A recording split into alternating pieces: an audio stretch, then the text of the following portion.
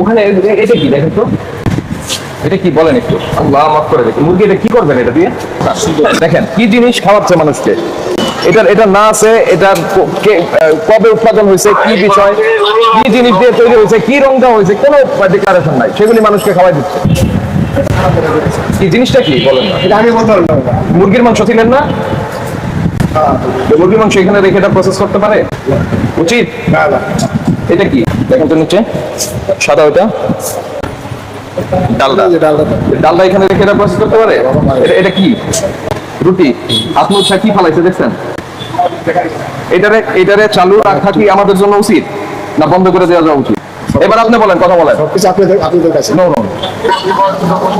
তারপরে এই bakery item হচ্ছে বিএসটি এর অনুমোদন লাগে, বিএসটি এর অনুমোদন ছাড়া এটা বিএসটি এর ম্যান্ডেটরি প্রোডাক্ট, বিএসটি এর কোনো অনুমোদন তার নাই।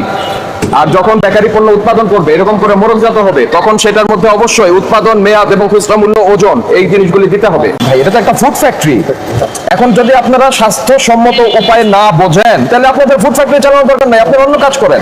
আর এই বেকারি আইটেমের জন্য বিএসটি এর অনুমোদন লাগবে, বিএসটি এর লাইসেন্স গ্রহণ করে তারপর ব্যবসা করতে হবে।